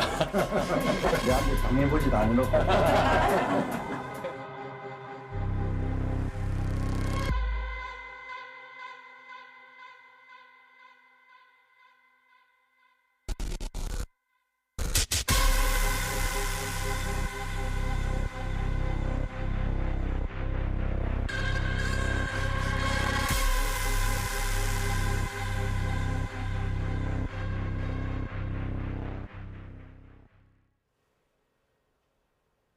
네. 영화 서울의 봄 흥행으로 전두환 씨의 과거 행적에 대한 관심이 어느 때보다 뜨겁죠. 이런 가운데 군부 독재 시절 대표적인 인권 유린 사례로 꼽히는 삼청교육대 운영과 관련해서 전두환 씨의 직접적인 지시가 있었다는 문건이 공개됐습니다. 구체적인 문건으로 확인된 건 처음이라고 하는데요. 자세한 내용, 또 어떤 의미가 있는 건지 이 문건을 공개한 진실화해를 위한 과거사 정리위원회 이상훈 상임위원과 얘기 나눠보겠습니다. 안녕하십니까? 예, 안녕하십니까? 네. 자, 진실화해위원회에서 삼청교육대 관련한 문서를 이제 확보를 하셨고 이게 어떤 의미가 있는지 얘기를 해볼 텐데 일단 시청자 여러분들 중에서 삼청교육대가 좀 낯설다 싶으신 분들도 계실 것 같아요. 네. 예, 어떤 이게 뭔지 네. 설명 먼저 해주시죠. 전두환 씨를 중심으로 해서 설명을 드리면은 전두환 씨가 대통령이 된 게 1980년도 8월 27일입니다. 그 한 달 전에 8월 달에 본인이 이제 정당성이 없지 않습니까? 예. 12, 12로 이제 쿠데타로 했고 5.18 민주운동 때 좀 진압을 강압적으로 했고 이런 정당성이 없기 때문에 여러 가지 정화 사업을 하는데 그 중에 하나가 불량배 소탕, 예, 불량배 조직폭 아니면 불량배 이걸 소탕하겠다라고 해가지고 무려 4만여 명을 군대에 보내가지고 각종 훈련 명목으로 가혹행위라든지 아니면 여러 가지 인권 침해를 했던 사건이 바로 삼청교육대 사건입니다. 예. 불량배를 소탕해서 사회를 정화하겠다 이렇게 내세웠지만 사실 거기에 간 사람 중에 무고한 시민들도 있었던 거 아닙니까? 저희가 실질적으로 조사를 해보니까 불량배라고 하면 전과자가 기본적으로 돼야 될 것 같은데 저희가 계산해 본 바로는 35% 정도 그분들은 아예 전과도 없었습니다. 그러니까 불량배라는 명분인 거지 예. 그 다음에 실질적으로 현장에서 발생하는 거는 대부분 무고한 시민들이 상당히 많았다라는 것이 예. 이제 조사 결과에서도 밝혀지고 있습니다. 그리고 엄연히 사법 체계가 있는데 지금 그걸 벗어난 시스템을 통해서 사람을 벌했다 이것도 문제였던 거 아닙니까? 그렇죠. 그러니까 현장에서는 목표 실적을 주어지고 계속적으로 검거해라 이러니까 영장도 필요 없으니까 마구잡이로 막 검거하게 된 거죠. 예. 그러면 이 삼천교육대에서는 어떤 뭐 활동이 있었던 겁니까? 크게 보면은 4주 동안에 일단 순화교육, 그러니까 순하게 만든다는 겁니다. 그러니까 순하게 만든다고 해서 순화교육이라고 표현하는데 예. 정신교육도 하고 그다음에 보통 사진으로 나오는 목봉체조 이런 거 이제 막 하면서 가혹한 어떤 육체적인 훈련 같은 거 하는 게 기본적으로 들어가고요. 예. 그게 끝나고 나면은 석 달에서 6달 정도 근로봉사라고 해서 그 무료로 이제 막 그냥 저기 무슨 뭐 도로공사 건설이라든지 그런 데 끌려가지고 이제 강제노역을 하는 그 두 가지 단위가 이제 대표적인 그런 어떤 훈련단입니다. 예. 그 과정에서 인권 유린도 이루어졌다. 이것도 문제인 거고요. 당연히 인권 침해가 있는 거죠. 강제노역에다가 가혹행위라든지 그런 것을 4만여 명 정도가 그거를 당했던 사건입니다. 네. 자, 진실화해위원회에서 이 삼천교육대 운영 과정에 전두환 씨가 직접 개입했다 이런 증거가 있는 문서를 이제 확보를 하신 건데 어떤 내용이 담겨 있는 건가요? 비유한다고 하면은 저희가 이제 5.18 민주화운동 때 발포자를 아직까지 정확하게 특정을 못 하고 있지 않습니까? 예. 그러니까 대충 설은 있는데 정확하게 누가 그럼 했을까가 특정이 안 되는데 삼천교육대도 막연하게는 전두환 씨가 대통령이 되기 직전에 했지 않았을까라고 그렇게 얘기는 오갔는데 예. 구체적으로 전두환 씨 도장이 찍힌 것이 이번에 처음으로 발견이 된 겁니다. 아, 삼천교육대가 1980년 8월부터 있었던 거죠. 네. 12.12 군사 반란이 79년 12월이었습니까? 네. 당연히 전두환 씨가 만든 거 아니야? 이렇게 생각을 했는데 네. 이게 구체적인 그런 증거가 발견된 건 이번이 처음이라는 말씀이신 거예요? 예, 그렇습니다. 전두환 씨가 대통령이 되기 직전의 공식적인 명칭은 이제 5.18 이후에 그다음에 그 국가보위 비상대책위, 국보위라고 보통 하는 그런 그 장관하고 군인들이 같이 합쳐가지고 최고 의사결정기구를 했습니다. 근데 예. 거기서 전두환 씨가 위원장이 아니에요. 위원장은 최규하 대통령입니다. 예. 전두환 씨는 그냥 국보위의 상임위원장이었습니다. 예. 그렇기 때문에 국보위에서 삼천교육대를 진행을 했다는 건 알았는데 구체적으로 최규하 씨는 그냥 바지 사장 아니었겠냐라고 짐작은 했는데 예. 문헌상으로 위원장 명의로 도장이 찍혀야 되는데 상임위원장 명의로 각종 지시 문구가 도장이 찍힌 겁니다. 그거는 역으로 보면은 결국 역시나 그 전두환 상임위원장이 이 삼천교육대 어떤 그 추진을 결정적으로 뒤에서 지휘를 하고 최종 결정했다라는 것이 추론이 되는 거죠. 최규하 대통령이 위원장이었고 당시에 전두환 씨가 상임위원장이었는데 저희가 조금 전에 보여드렸던 그 그래픽을 보면 저게 국보위 상임위원장 강조사항 저렇게 적혀 있는 거예요. 네. 그러니까 결국에 전두환 씨의 지시 내용이다. 네네. 이렇게 볼 수 있고 그 내용을 보면 자, 본사업. 이 본사업이라는 게 삼천교육대를 지칭하는 거죠. 네. 이 본사업은 국보위 사업 중에서도 핵심 사업이다. 이렇게 되어 있고요. 본인의 과오를 회개하도록 하고 정상적인 사회인으로 만들기 위한 순화교육은 개과천선을 위한 정신교육과 병행하여 강한 육체적 훈련을 실시한다. 이런 내용이 이제 들어있으니까 이게 결국에 전두환 씨가 이런 활동과 관련해서 직접 지시를 내린 거 아니냐, 요걸 확인할 수 있다는 말씀이시군요. 네, 그렇습니다. 자, 그러면 이 문서와 함께 또 다른 문서도 이번에 또 확보를 하신 거죠? 네, 두 가지 문서를 예. 확인했습니다. 요거는 어떤 내용이 담겨 있습니까? 문서를 보시면은 수신이 법무부 장관으로 돼 있어요. 그러니까 보통 만약에 상임위원장이 치안 유지를 위해서 불량배 소탈한다고 하면 내무부 장관에게만 지시를 해야 되는데 법무부 장관까지 이제 여러 가지 지시를 했다는 것은 그만큼 최고 권력자의 힘을 이제 뒤에서 모든 의사결정을 했다는 거고요. 예. 그럼 법무부 장관에게 무슨 지시를 했느냐? 저희가 조사를 해보면은 이제 검거를 이제 영장 없이 검거를 한 다음에 구속을 딱 된 다음에 시킨 다음에 너 재판으로 보낼까 아니면 삼천교육대 보낼까 이걸 또 물어본답니다. 그리고 삼천교육대 가면은 풀어줄게, 불기소해줄게. 이렇게 현장에서는 그 삼천교육대를 많이 보냈다고 하는데 예. 이런 시스템을 누가 그러면 최종적으로 지휘를 했을까라는 것이 저희 쪽이 조사하는 과정에서 약간 의문이었습니다. 근데 이번에 발견된 문서에서 예. 구속된 피의자 같은 경우에서는 일단 불기소 처분을 이제 하는 걸로 했을 때 어떤 프로세스를 해라라고 법무부 장관에게 전두환 상임위원장이 지시를 한 겁니다. 그 문건이 나왔던 거고 그러면은 사람들이 끌려고 갔을 때 전체적인 프로세스는 전두환 상임위원장이 다 지시를 했구나라는 걸 추론하게 되는 거죠. 그런데 여기서 또 의문이 드는 게 아니 뭐 잘못한 사람을 구속해서 이제 수사를 하는 경우에 뭐 이후 절차는 법으로 정해져 있는 거잖아요. 근데 이거는 그걸 벗어난 시스템을 통해서 사람을 분류하고 이 삼청교육대로 보내서 뭐 훈련 명목상 그런 뭐 정화를 위한 훈련 뭐 이런 거를 진행했다는 거잖아요. 그렇죠. 정상적인 프로세스가 필요한 거는 자기가 억울함을 호소할 수 있는 절차가 마련돼야 되거든요. 그 정상적인 절차에서는 그 절차가 되는데 이렇게 일단 끌어놓고 만약에 넘길래 아니면 삼청대 갈 때 이런 식으로 되면 사람들은 아무리 자기가 죄가 없다고 하더라도 삼청대 가가지고 불기소되는 게 낫다라고 해가지고 그쪽으로 가게 되는 거죠. 예. 아 만약에 그렇게 해서 삼청교육대에 간다. 그러면 이거 뭐 갔다가 큰 피해를 입은 분들도 계시지 않습니까?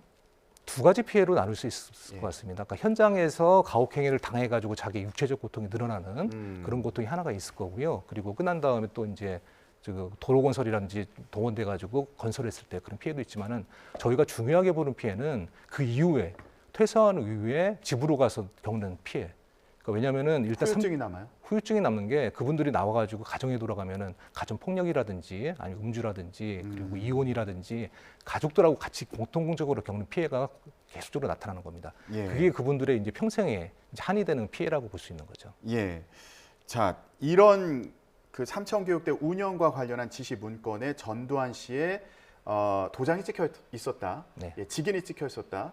그리고 이것이 국보위 상임위원장의 강조 사항이라고 이렇게 또 적혀 있기도 했다. 이런 걸 통해서 전두환 씨가 직접적으로 지시를 한 거 아니냐? 네. 이걸 이제 확인할 수 있다는 말씀을 해주셨고요. 지금 이제 특별 순화 교육의 내용에 대해서도 이제 설명을 해주셨고, 근데 이번에 그 삼청교육대 추가 피해 사례도 나왔다고 하더라고요. 어떤 피해 사례가 새롭게 나온 겁니까? 추가 피해 사례는 굉장히 다양하게 지금 나오고 있습니다. 그러니까 가장 억울한 사람은 한 번만 끌려가도 오래 죽겠는데 두 번이나 끌려간 사람이 계속 나오는 거예요. 그러니까, 그거는 왜 그런 거예요? 그러니까 기본적인 거는 단속 실적이 중요하기 때문에 일단 한번 찍힌 사람 같은 경우에는 다시 한번 또 끌고 가고 하는 경우가 계속 발생을 하더라고요. 그래서 저희가 이번에 90명을 이제 진실 규명했는데 예. 그 중에 4분 정도가 다시 2번이나 끌려간 사람으로 이제 확인이 됐습니다. 예. 그러면은 한 번 끌려가서 이미 거기서 고통을 받고 나왔는데 풀려난 뒤에 다시 또 끌려가고. 네네. 예. 뭐 특별한 잘못이 없더라도 그렇게 끌려가서 또 고통을 받다 나오고 뭐 이런 경우들이 있다는 말씀이십니까? 그렇죠. 사실 이 그 폭력배 어떤 좀 그 폭력배 단속 같은 경우는 국가가 당연히 해야 될 겁니다. 치안 유지를 당연히 해야 되는데 예. 특정 기간에 아주 집중적으로 뭔가 하려고 하는 거는 그만큼 다른 목적이 있었던 거고 그 예. 과정에서 무리한 어떤 단속 실적이 나올 수밖에 없습니다. 자, 이런 과정에서 이제 발생한 피해자들이 있고요. 이런 피해자들을 위한 조치도 당연히 있어야 할 것으로 보이는데 지금 어떤 상황인가요? 제가 있는 진실화해위원회는 일반적인 이제 인권 침해를 조사하기 때문에 삼청만 조사하는 게 아닌데 삼청교 같은 경우 워낙 피해자 수가 많기 때문에 독립적인 법률이 있습니다. 삼청교육 피해자들을 위한 명예회복과 그리고 피해 구제를 위한 법률. 거기가 있는데 그 법률에 따라 가지고 이제 처리를 하면 가장 바람직한데 그 법률이 너무 좁게 지금 해석이 돼 있습니다. 피해자의 범위를 좁게 피해자가 죽었다든지 사망했다든지 아니면 심하게 다쳤다든지 그리고 지금 위원회도 좀 종료가 됐고요. 근데 피해자는 계속 나오고 그리고 아까 말씀드렸다시피 다치거나 죽지 않더라도 그분들의 가족들이 같이 겪는 피해 그리고 본인의 트라우마 이런 피해 같은 경우 여태까지 조사가 안 됐었거든요. 예. 그래서 저희가 일반적으로 조사하는 과정에서 삼청의 피해는 너무 크기 때문에 그 법률을 좀 범위를 넓혀가지고 좀 대대적으로 좀 구제를 할 필요성이 있다라고 이렇게 권고를 했습니다. 피해자 관련 법을 이제 개정하라고 권고를 한 건데, 네. 이게 그러면 이제 국회에서 논의가 돼야 되는 사안인가요? 법률 개정이 필요하기 때문에 지금 피해자분들이 굉장히 아까 4만 명이라고 말씀드렸는데 굉장히 많은 피해자들이 그 법률을 개정해서 다시 한번 조사를 해주고 피해 구제를 해달라고 지금 요청하고 있는 단계입니다. 근데 아직까지는 뭐 이런 법률 개정을 위한 움직임이 구체적으로 있는 상황은 아닌가 보죠? 예, 법률 개정안이 올라가고 논의는 되고 있는데 아직 통과가 안 되고 있는 상황입니다. 이번에 전두환 씨가 이 삼청교육대 운영과 관련해서 직접 지시한 이런 문건이 나온 게 앞으로 논의를 좀 더 활성화하는 데 도움이 될 거라고 생각하세요? 많은 논의들, 과거사 정리 같은 경우는 사실 책임자가 이제 구체적으로 밝혀지는 순간에 다시 한번 또 그 논의가 탄력을 받거든요. 그래서 이번에 전두환 씨가 역시나 전두환 씨였구나라고 하면은 다시 한번 논의를 활성화시키는 데 도움이 될 거라고 보여집니다. 네, 알겠습니다. 이와 관련한 논의가 좀 더 빠르게 잘 이루어지기를, 그래서 피해자 구제할 수 있는 방안이 더 구체적으로 마련되기를 기대하도록 하겠습니다. 다른 사안에 대해서도 얘기를 좀 해보도록 할게요. 어제 법원이 형제복지원 사건 피해자들에 대한 국가배상 책임을 처음으로 인정하는 판결을 내놨습니다. 진실화해위원회에서 지난해 8월에 중대한 인권침해 사건이다 이렇게 인정을 한 이후에 나온 첫 판결인데, 요건 좀 어떻게 보셨어요? 이게 형제복지원 삼천교육대 이름이 약간 좀 혼동됐어 있는데, 삼천교육대는 명분이 폭력배 또는 불량배 단속 이거를 목적으로 이제 사람 끌고 가가지고 여러 가지 인권 침해를 한 거고요. 이 형제복지원은 복지라는 말이 있듯이 불황아를 단속한다는 목목으로 역시 마찬가지로 그 과정에서 많은 무고한 시민들이 같이 끌려가서 형제복지원이라는 시설에서 강제로 감금당한 사건입니다. 그러면 이게 이번 그 판결이 앞으로 또 어떤 영향을 미칠 거라고 생각하세요? 이것도 역시 형제복지원의 피해자들이 굉장히 많이 있습니다. 그렇기 때문에 여러 소송을 지금 제기하고 있는데, 이번이 3년 동안 소송을 했다가 처음으로 나온 1심 판결입니다. 그렇기 때문에 지금 판결에 따라 가지고 다른 여러 가지 소송도 많은 영향을 끼칠 거라고 보여집니다. 자, 정부가 그 피해자들에게 손해배상금을 지급하라는 판결이 나온 거잖아요. 1인당 8천만 원에서 최대 11억 2천만 원 정도. 이게 원고들이 청구한 금액의 한 70% 정도 인정을 받았다고 그러더라고요. 네네, 그렇습니다. 그러면 상당한 의미가 있다 이렇게 평가할 수 있겠군요. 어떻게 보세요? 이분들이 36년 동안 자기들의 한을 지금 풀어달라고 한 거기 때문에 지금 거기다가 소송도 3년 동안 지금 기다려서 당사자한테는 너무나 큰 기쁨이라고 보여지고요. 그리고 현재 소송을 대기하고 있는 많은 그 피해자분들도 이제 뭔가 다른 세상이 왔구나라고 많은 기쁨을 전하고 있습니다. 근데 이 사건과 관련해서 뭐 추가적으로 뭐 더 구제가 필요하다거나 지원이 필요한 부분이 있습니까? 지금 현재 부산시에서 일부 긴급 자금을 좀 지원을 좀 해주고 있는데요. 이분들이 지금 보면은 대부분 절반 이상이 수급자십니다. 굉장히 생활이 어려우시고 많은 분들이 결혼도 지금 아직까지 못 하시고 그렇게 외롭게 지내시고 있기 때문에 당장의 어떤 그런 지원이 지금 절실하게 요구되는 상황입니다. 알겠습니다. 이번에 나온 그 법원의 판결이 앞으로 이런 비슷한 사안에도 긍정적인 영향을 미치기를 기대해 보겠습니다. 지금까지 삼천교육대 그리고 형제복지원 사건과 관련해서 진실화해를 위한 과거사 정리위원회 이상훈 상임위원과 함께 얘기 나눠봤습니다. 말씀 고맙습니다. 고맙습니다. 네, 오늘 뉴스라이더는 여기서 마치겠습니다. 내일 뵙겠습니다. 고맙습니다.